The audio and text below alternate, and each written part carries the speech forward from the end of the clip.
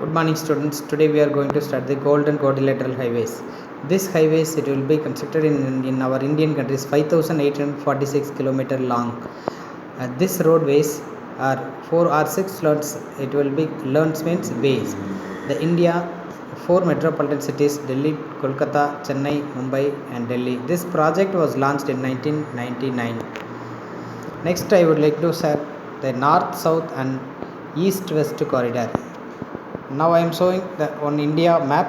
You look at the map. See here the orange color and red color they given. It is a north south corridor and golden quadrilaterals. This north south and east west corridors at connect the Srinagar in Jammu and Kashmir with the Kanyakumari in Tamil Nadu. It include Kochi, Salem, Spur means junction with 4076 kilometer. The east-west corridor has been planned to connect Silchar in Assam with the port town of Porbandar in Gujarat with 3640 road length. The two corridors intersect in Jhansi. Next I would like to share the expressways. These are multi-lane good quality highways for high speed traffic. Some of the important expressways Mumbai-Pune road and another one Kolkata and Dam airport and Durgapur to Kolkata road and Yamde express. Next I would like to share the inter-highways. These are the roads that link the India with neighboring countries. This is Bhutan.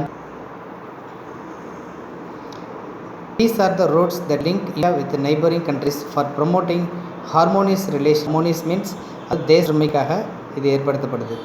These highways with aid from World Bank and the Economic and Social Commissions for the Asia Pacific அப்படிங்கிற bank மூலமாக நிதி வாங்கி அவங்க செய்கிறாங்க.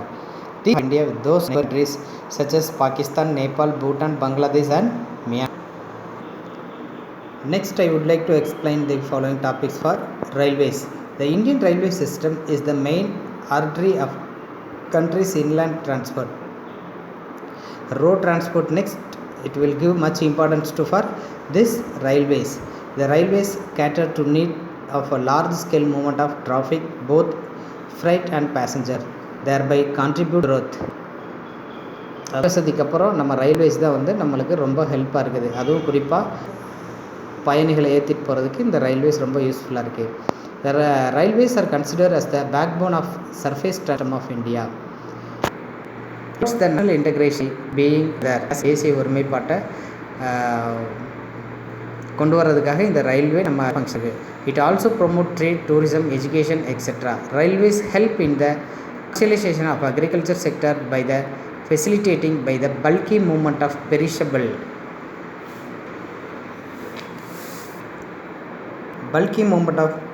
goods. Its role the transporting raw materials to industries and finished goods to market is invaluable.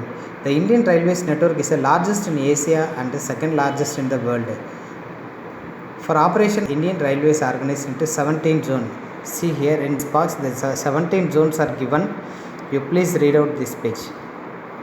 On the basis of the width of the track, Indian Railways fall under 4 categories.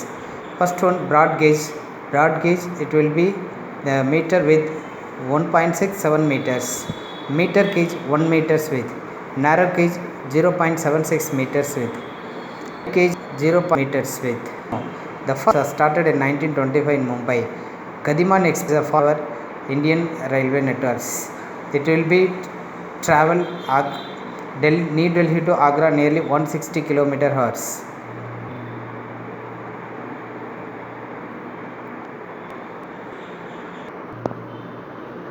Chennai, Delhi or Mumbai, Kochi.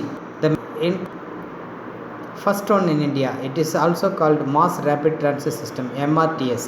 As of September 2018, India has 507 km operation meter lines and 381 stations where it will be covered.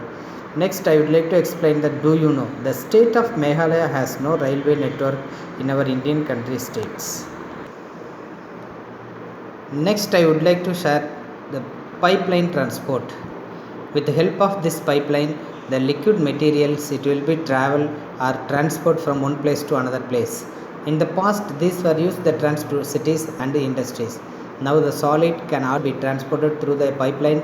When covered into slurry, the initial cost of laying pipeline is high, but subsequent running cost is minimum. அதாவது இதை construct பண்ணுறதுக்கு ரொம்ப செலவாகும், ஆனால் அதை maintain பண்ணுறதுக்கு ரொம்ப செலவு கம்மி. It can be light through the difficult terrain as well as under water. Difficult terrain means அதாவது மலைப்பாங்கான பகுதியில் கூட நம்ம இந்த பைப்லைனை கன்ஸ்ட்ரக்ட் பண்ணி நம்ம வாட்டரை கொண்டு வரலாம். It ensure the steady supply of goods and reduce the transshipment loss and delay. Next, I would like to share the few points about the waterways. A waterways is an important mode of transport for both passenger and cargo traffic in India. It is the oldest and also cheapest means of transport and most suitable for carrying heavy and bulky materials from one country to another countries. With the help of this waterways, we can bring the materials very hugely. It is a fuel efficient and eco-friendly mode of transport. The water transports is of two types, inland waterways and ocean waterways. The inland waterways, India has an extensive network of inland waterways in the form of river, canal, lake and backwater.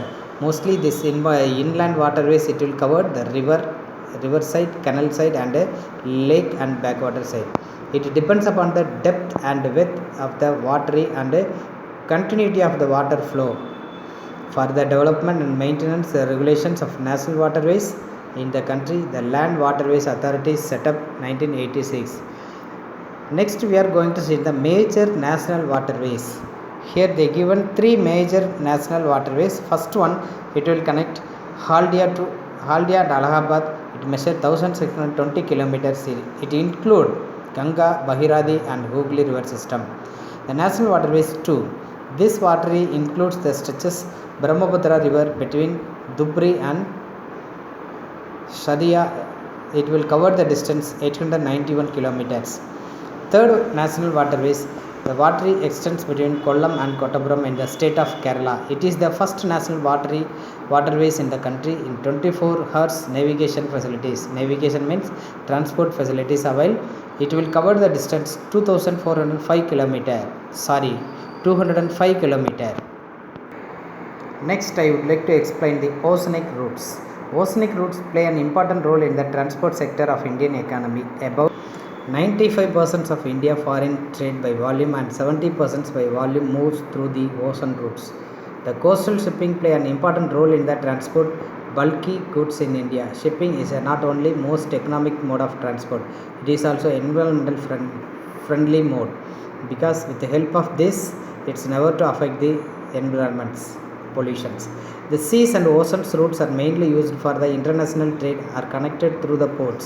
There are 13 major and 200 minor ports, intermediate ports in India. The major ports are administered by the central government and minor ports are administered by various state governments. You see here the major ports are the given Paradip, Visakhapatnam, Chennai, Ennur, Thoothukudi. The major port on the west coast, Kantla, Mumbai, Navaseva, Jawaharlal Nehru Port, New Mangalore, Marmugao and Kochi. And India has 4 major shipyards: Hindustan Shipyard, Visakhapatnam, Garden Reach Workshop in Kolkata, Mazagan Track in Mumbai, Kochi Shipyard in Kochi. So next class I would like to start the air transport. Thank you.